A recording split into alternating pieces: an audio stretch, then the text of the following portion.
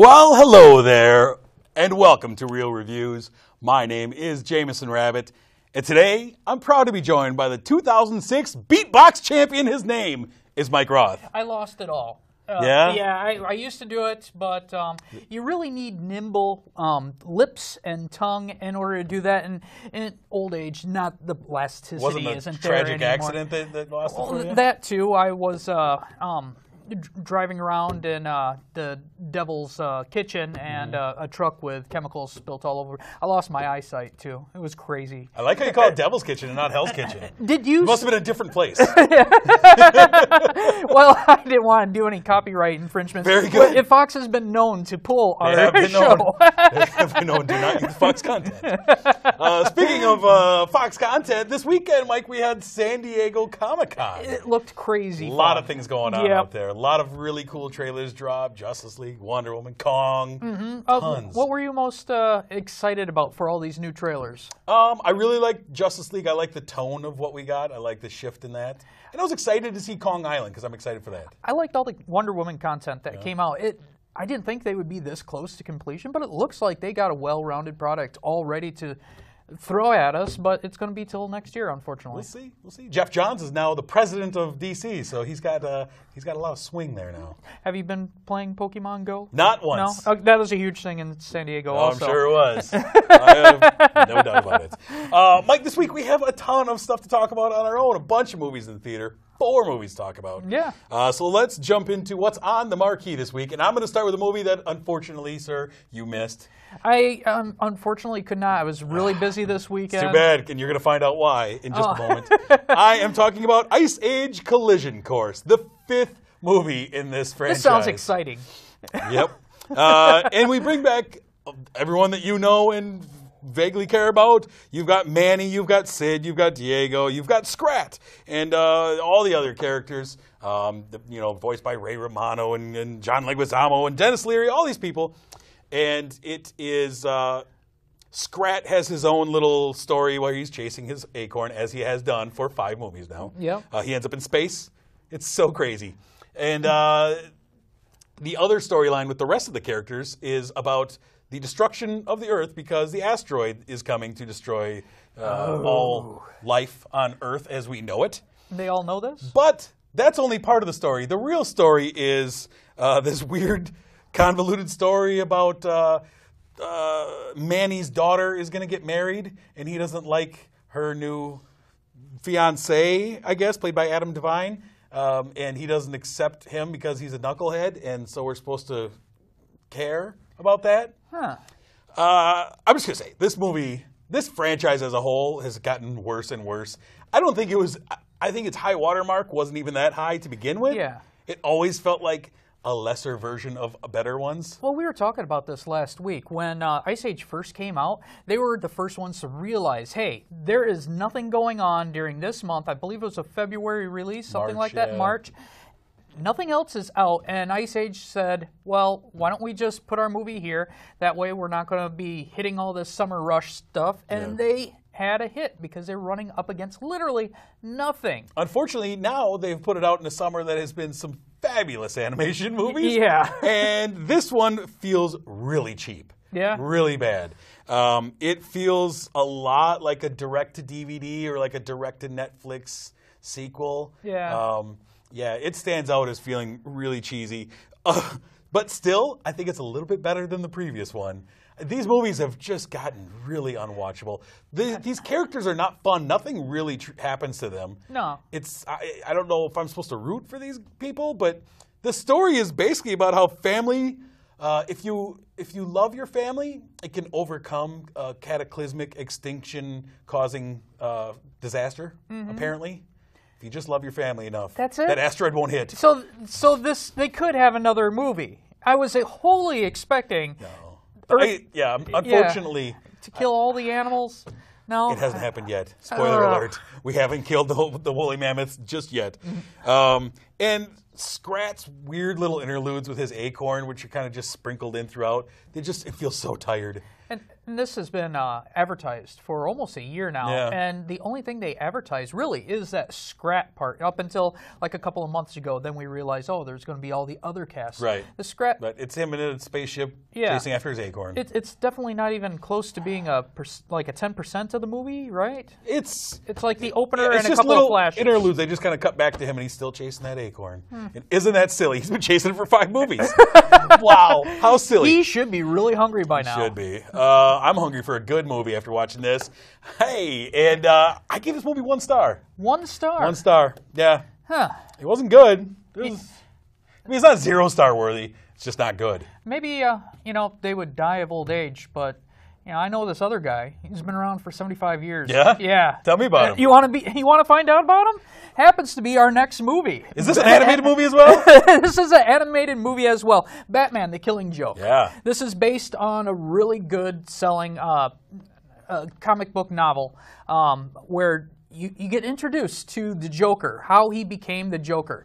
It's an origin story of the Joker, and it's also an origin story of a comic character named the Oracle, which is stemmed off of Batgirl. Right. In this movie, the Joker escapes from Arkham again, and this time he wants a hit at the heart, and he shoots Commissioner Gordon's daughter, Barbara, or otherwise known as Batgirl. You gave away her identity, Mike. And paralyzes her. Right. It's a huge part of the Bat universe. It is. The comic book is really, really short, but it's considered one of the best novels out there. Even when DC changed over to the New 52, they still continued with this as part of the background. It's a fantastic novel. Now let's talk about the movie. The movie, to me, the animation was less than par. When they decided to make this a movie, it was really on the wings of Deadpool being rated R. This could be rated R, and also with Mark Hamill making a comeback with a Star Wars movie, and they were like, well, this was going to go on to DVD, but let's make it a movie. It made tons of cash, but to me it still feels like something that should have gone directly to video. They added an extra 20 minutes on it to make it more movie length, but that 20 minutes kind of conflicts with the story, I feel. Right. I can't tell you what the ending is, but that first 20 minutes makes the ending feel awkward. There's also dance and song and dance. I love that moment because it's in the comic, and I love getting to see it animated and get the music to it. I didn't care for the really music, and I like hearing Mark Hamill's voice as the Joker, but there's a portion of where you actually see the man become Joker that Jack Nicholson did so well, and it creeped me out, and you could think of that way back in '89 and go, wow, that was superb acting. Mark Hamill didn't quite live up to that emotion that I wanted when the man turned into the Joker. Sure. Otherwise, I did really enjoy seeing one of my favorite comic books out on film. Yeah, I love that they were able to reunite Mark Hamill and Kevin Conroy as Joker and the Batman, respectively. It was great seeing them. This is a Fathom event, which is, they do these great events, one night only, every theater in the country, basically. It had a great feature beforehand, talking with Mark Hamill about his travel through Star Wars and how he landed the Joker gig and then getting called back and reunited to do this. I really like that. Really great feature. There's a feature at the end that dealt more with the music and the scoring and the song and dance number. The feature itself, I liked seeing the portion that was the original Alan Moore comic. Yeah. I thought that the tacked on part about Barbara Gordon was weak. This is a Joker story, and Joker is my favorite character in the DC universe, and I love this story because it shows you the Joker as both a sympathetic figure and also maniacal and homicidal. Yeah. And I like that kind of yin and yang, and Batman is a tertiary character in this story, where you see the yin and yang between them. But I thought that the stuff with Barbara Gordon in the beginning it felt forced. and it kind of betrayed the story a little bit. It made it slow. If they were going to tack on anything more, I would have liked to seen more of a Batman-Joker relationship. Yeah. Later on in the comic book series, they do keep on reminding you that Batman and Joker is yin and yang. They kind of go together. They have to have each other. They have to have each other. And in an odd, weird world, there's a relationship out of that. There's a weird mutual respect almost for each other. Like, I need you to keep me in check, and you need me to have something to fight against. And this movie kind of failed to bring that out. Right, and I wish that they would have spent more time with the Joker-Batman relationship. I understand why they wanted to do what they did with Barbara Gordon, but I thought that it felt, I don't know, it pulled me away from the storyline that I love so much. So I think the final two-thirds of this movie was great. I love the song and dance number. I thought it was really fun, showing just how twisted and crazy he is. But I agree. I don't know that this needed to be a feature. I don't know that it needed the huge event, feature length in the theaters that it got. And another pool that they're trying to get out there to get people to come in is this sex scene between Batman and Batgirl, which also felt really odd because really Barbara is Robin's age, like high school or college, early college. Just going and the way they get into that and then out of that scene both kind of bothered me. Yeah, Batman's supposed to be like that father figure, not. Yeah, it was a little weird, but you know what? Any excuse to get Mark Hamill and Kevin Conroy back together behind the microphones, I'm all for it. This would have been great if you just drop it on Netflix. It would have been great. I would have loved watching this. Yeah. Ultimately, I gave it 3 stars. I enjoyed it. I don't think it was great. I probably would have gave it 3 stars as well, but I kind of took in the fact that I really love this as the book. So if I took that out and I wasn't a fan of comic books and I went in as an audience member, I probably wouldn't have enjoyed it as much. I gave it a 2.5. Yeah, fair enough. The next movie we have is a sequel of a long-running franchise. It is the third movie of the reboot of the franchise. I'm talking to say the title right. It's Star Trek Beyond. We get Justin Lin steps in behind the camera to direct this one, and we bring back the entire cast of your Enterprise. We have Chris Pine and Zachary Quinto, and we got Zoe Saldana, Simon Pegg. We've got all kinds. Carl Urban, Keith Urban, the whole Urban family. John Cho, Anton Yelkin, of course, R.I.P. Idris Elba is our bad guy. Yeah. And we bring in Sofia Boutella as this character that I really love, Jayla. And basically what it is Kirk is dealing with trying to find a purpose for why he does what he does. Why am I in Starfleet? He's trying to find that purpose. They are called out by this alien who has had her ship taken. She has a distress, and only the Enterprise can come and help my people. And so they are sent out to the outer reaches of the galaxy, and as Admiral Akbar would say, it's a trap. And Idris Elba plays the villain named Kral, and he's basically sprung this trap on the Enterprise. And very early in the movie, there's a great battle scene, pretty early on, and he has this great swarm attack that you see in the trailers. That was cool. All of these like drones swarming in a hive mentality. That's really fun.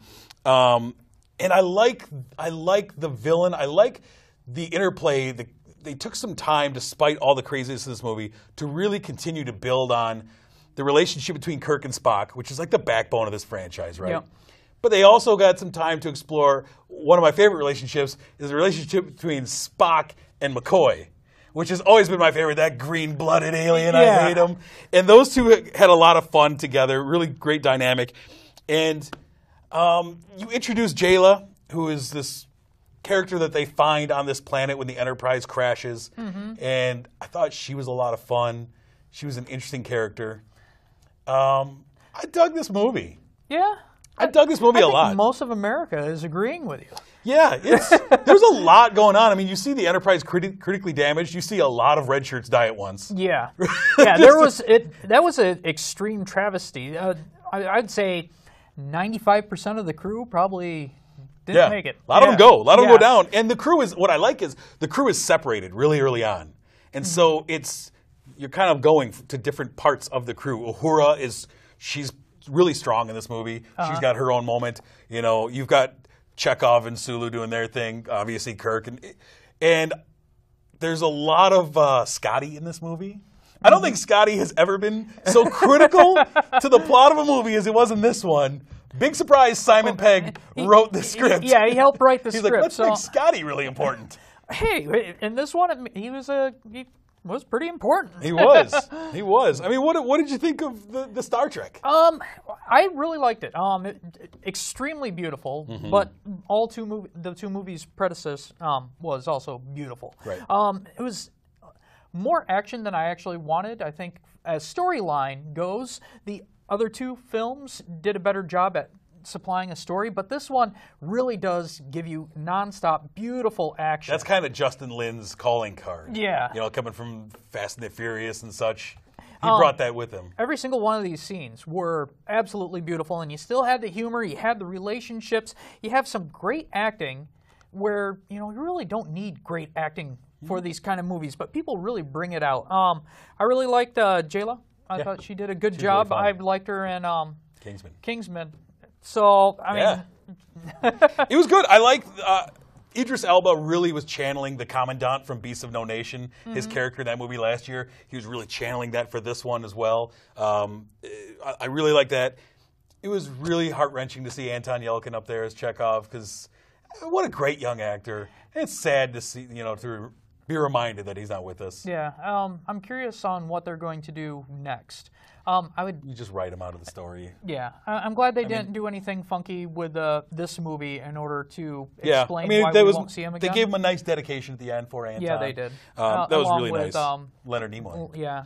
Yeah. I liked, one of the things I liked too is I really like Zachary Quinto's portrayal of Spock in these movies. I think he really captures Spock, and it doesn't feel like he's doing a character. It feels like he's really capturing what Leonard Nimoy did. And I like that his human side was really prevalent in this movie. Yeah. He tapped into his emotions a lot in this movie. And he was conflicted, you know. Right. Because they've been out on this voyage for 5 years or 3 years, something like that. Yeah. And both Kurt and Spock are getting kind of tired of their rut. Right. They tell you this right away in the beginning of the movie. Spock is thinking about going off and doing some work elsewhere, and Kurt, he wants to kind of get promoted and just stay out of space altogether. So you get to see Spock wrestle with, you know, a lost girlfriend, and should he stay, should he go? And you know, you were right. They do concentrate a lot on these relationships, and that was really cool. Yeah, I dug it a lot. And hey, no spoiler, but the Beastie Boys kind of saved the day. That's always fun. Yeah, that's always a good time. So ultimately, what did you give Star Trek Beyond? I gave it a 3.5. It's a solidly good movie. I wish it had a little bit more story, but it really didn't need it. It was beautiful. Yeah, I thought it was a lot of fun. I thought I actually liked it a little bit more than the second one. Really? Yeah. Yeah, I had some issues with the second one with the story. I like that whole political conflict there was thing. some issues I had with that story, and I like this one. This one was what I love about Star Trek is it's facing the impossible odds, and how does Kirk talk his way out of it or fight his way out of it? Yeah. And that's kind of what this movie was. And so I dug it. I gave it 4 stars. It was a lot of fun, and it kind of reminded me with Batman: The Killing Joke. I remember reading that in 1988 when it came out. With this movie reminding me of Star Trek. When I was a kid, loving that Star Trek, and then you have Netflix, you have Stranger Things, that great series that captures the 80s. It just gave me a great nostalgic feel this weekend of like, those are good times. We should do short reviews of some of these things that are Go watch outside. Stranger Things on Netflix. It's 8 episodes, 45 minutes each. It's the greatest thing on Netflix. Everybody's been telling me I have to watch it. You do. Okay. I agree with everybody. Whoever they are, they're right. It's phenomenal. I've watched it twice. It's so good.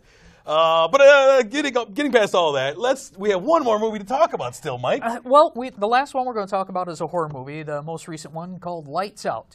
The villain in this is named Diana. She died in a light accident. You'll find out. Right. But her character, she can only exist in the darkness. You could see her in the darkness, but in the light, she disappears. Rebecca, she is the daughter of Sophia, who used to be friends with Diana, this creature that, goes in and out. And she sees that her younger brother is having the same problem she did when she was young. Mom kind of losing it, mom not being on her meds, frightening the boy. And so Rebecca decides she's going to take Martin out of the house, and because she believes her mom's crazy. And then, like in all horror movies, they find out some things just aren't in your mind. Some things are real.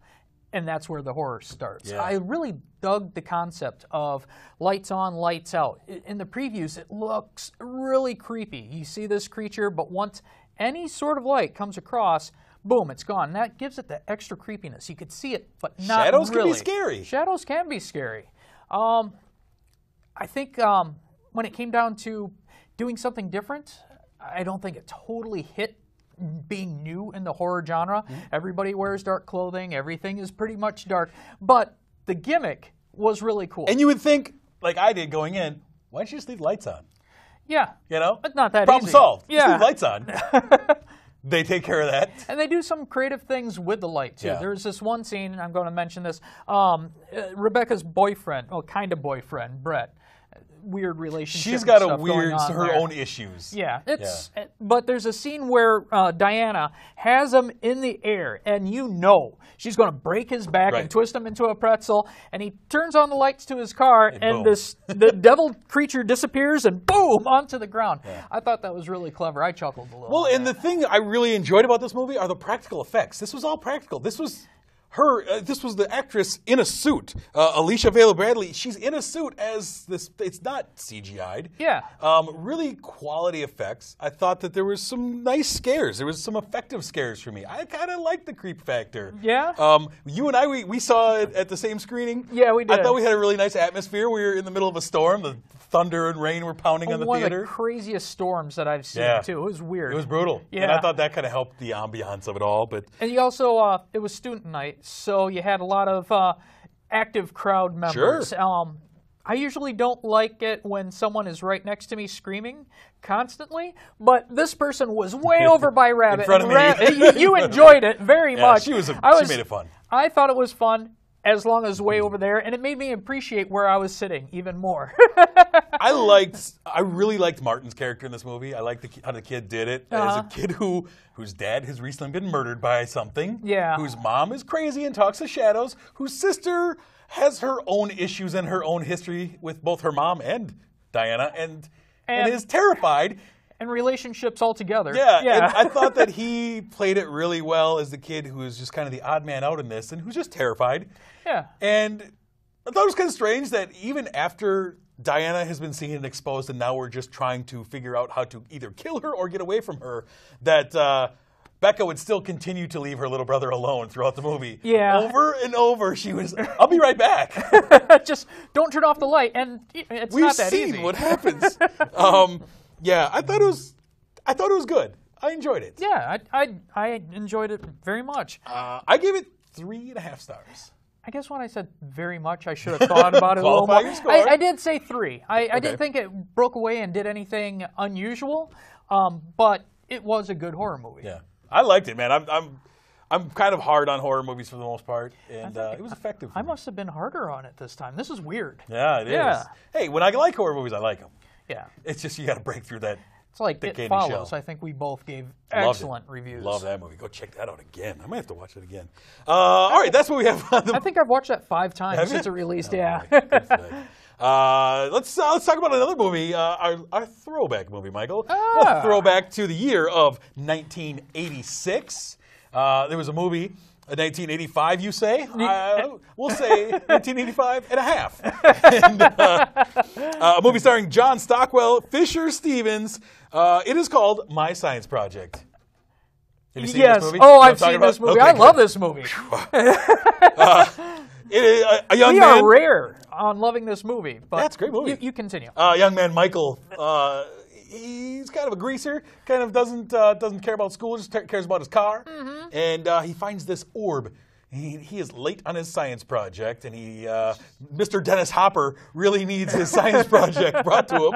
And he finds this orb that creates energy somehow, And he just kind of hides it away, and suddenly the orb starts to kind of take on a life of its own. Mm-hmm. And his buddy Vince, played by Fisher Stevens, is the star of this movie for me. I love Vince's character as the guy who's so stupid he's hilarious. Oh, yeah, and he's got that Bronx... terrible accent. Yeah, it's a terrible accent. But he pulls it off as this slick guy who's kind of stuck in the middle of this country town, but he's going to make the best of it. And he's dating this girl that reminds me of Cyndi Lauper. It's great. It's awesome.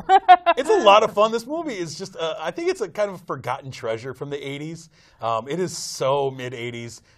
You've got the weird romance between Michael and Ellie that never quite fully make sense to me. No, it's the nerdy girl who wanted to be more popular, so she dates the gearhead. And he's just using her to get a grade or something. I don't think he treats...